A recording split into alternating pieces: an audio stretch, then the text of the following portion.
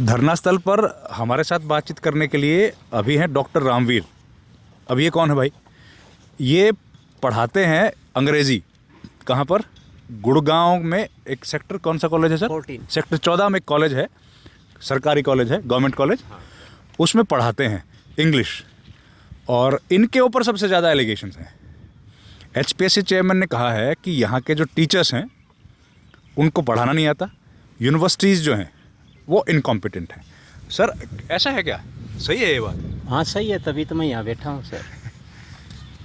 College छोड़ दिया तो फिर यहाँ आ गया, क्योंकि हम तो पढ़ाने लायक है ही नहीं, क्योंकि हमारे बच्चे यहाँ धरने पे बैठे हैं क्योंकि ये फेल हो गए। तो आप लोग ठीक से नहीं पढ़ा पाते क्या? इस बात में क्या ऐसा है क्या? क्योंकि ये बच्चे HPSC पास नहीं कर पाते पर कहते हैं कि UPSC में पास हो जाते हैं।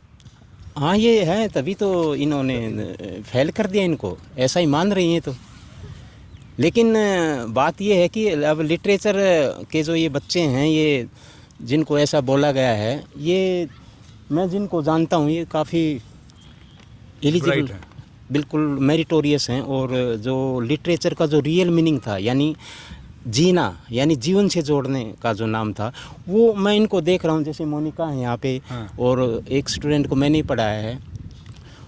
उनकी अप्रोच ऐसी थी कि जैसे अभी पेपर आया है, ये तो बिल्कुल ईजी है उनके लिए, क्योंकि ये जो अप्रोच जो डाल के अभी जैसे इन्होंने पूछा है और उन्होंने ये कहा है HPSC ने कि ये सबसे डिफ़िकल्ट पेपर बनाया हमने ताकि ये बच्चे पास ही ना कर पाए। लेकिन मैं ये दावा करता हूँ कि मेरे स्टूडेंट जिसको मैंने पढ़ाया है, ये उसके लिए सबसे ईजी है। अच्छा।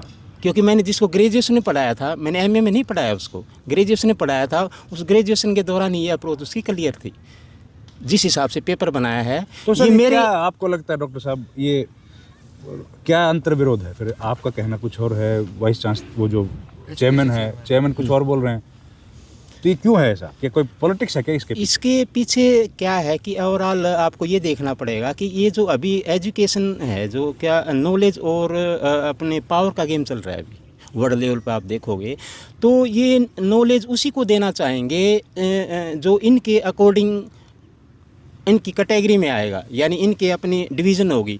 क्योंकि नॉलेज दे दी तो फिर पावर आ जाएगी। तो ये पावर ना दे के इनको एक स्लेवरी वाले सिस्टम में, यानी कुछ टाइम के बाद ये जो एजुकेशन है ये बड़े लोगों का खेल हो जाएगा। ये अच्छा। आम गरीब का बच्चा यूनिवर्सिटी के अंदर जा ही नहीं सकता, एडमिशन ही ले पाएगा, क्योंकि अभी जो ग्रांट हमें मिल रही है वो ग्रांट ही बंद हो जाएंगी और लोन मिलेगा। तो लोन मिलेगा तो सारी यूनिवर्सिटी के ऊपर इतना भारी भरकम, उतना बोझ आ जाएगा कि वो अपना फिर वो फीस ही बढ़ाएगा, वो गरीब बच्चों पे सीधी सीधी मार होगी। आप एक बात बताओ, आप हमसे बात कर रहे हो, आप के ऊपर तो सरकार एक्शन लेगी। सरकार एक्शन ले तो वो उनका काम है, लेकिन मेरा काम है जे बीइंग ए टीचर। उन्होंने जैसे चेयरमैन ने बोला है तो मैं वो जवाब मांगने आया था चेयरमैन साहब से कि आलोक वर्मा जी, मैं आ गया हूँ और आपके वो कौन से प्रोफेसर हैं जो हरियाणा के प्रोफेसरों से ज़्यादा जानते हैं और हमें पढ़ाना नहीं आता, उनको पढ़ाना आता है, लिखवाना भी आता है। तो मैं एक बार उनसे मिलना चाहता था और मैं उसके मिलने के लिए मैं यहाँ पे बच्चों के साथ धरने पे हूँ।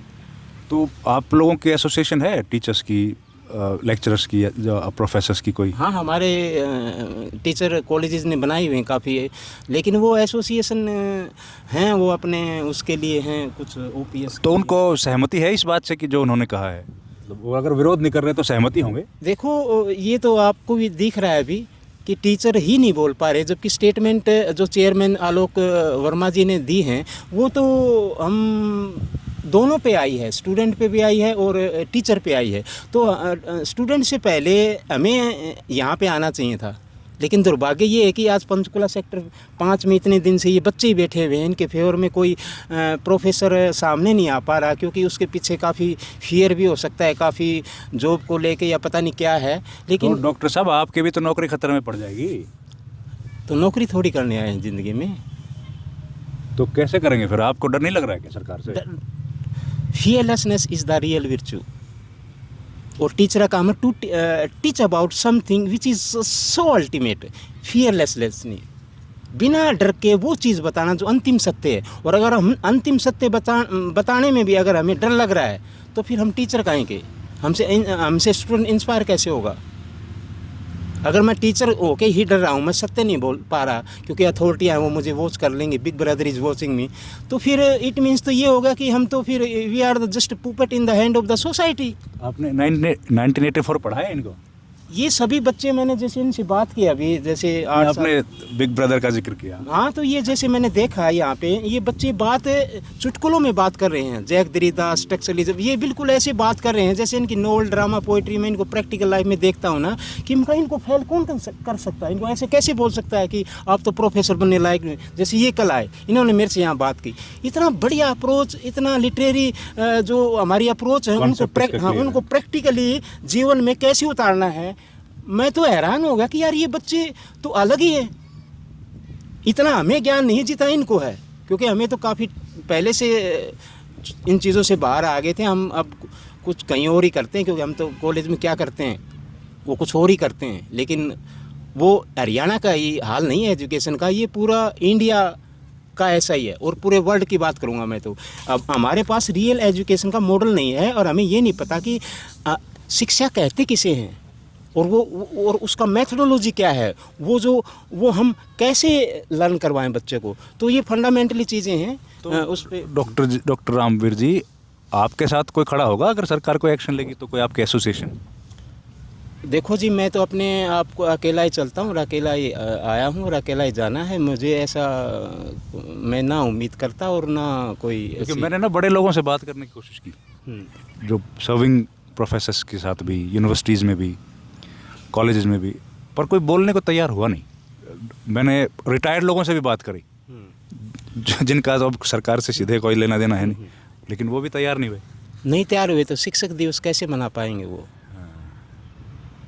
आप कैसे उम्मीद कर सकते हैं कि आपके स्टूडेंट की तरफ से एक ऐसा मैसेज आए कि टीचर वाले दिन मेरी आत्मा ऐसे खिल जाए? वो दिन नहीं होगा। आप उम्मीद नहीं कर सकते अपने स्टूडेंट से। फिर जब स्टूडेंट को ज़रूरत थी आपकी, जब आपके स्टूडेंट को ऐसे चेयरमैन के द्वारा बिल्कुल ओपनली ऐसा ह्यूमिलेट किया गया है, ऐसा उस पर कमेंट किया गया है कि वो उसकी आत्मा ही मर जाएगी, वो आगे उठेगा ही नहीं। ये बात इन बच्चों की ये जॉब लेने की नहीं है। अब बात ये है कि काबिलियत ही नहीं है और ना आपके टीचर में ना आपको। बहुत डेरोगेटरी है।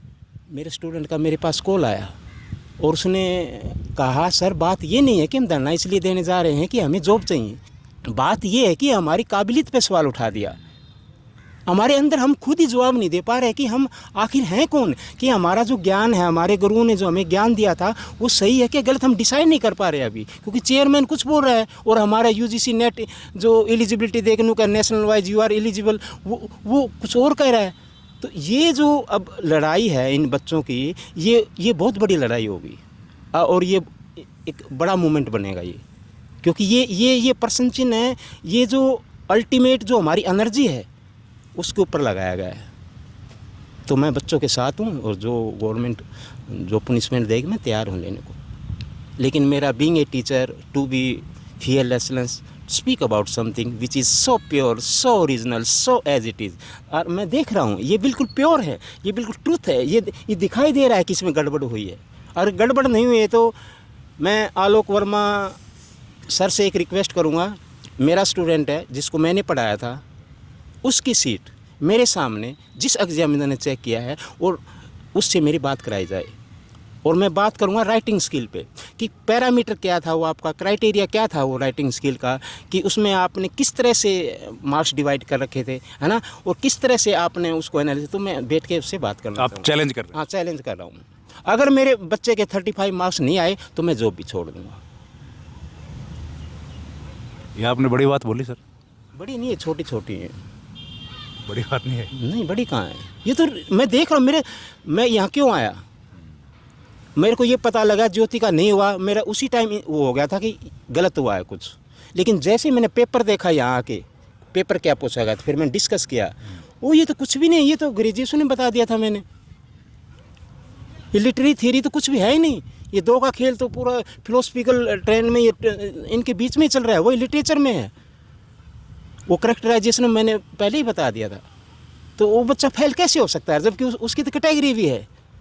आपने फेयरलेसनेस की बात की डॉक्टर साहब, ये तो बात गांधी ने भी की थी। महात्मा गांधी ने भी तो कहा ना, बी फेयरलेस।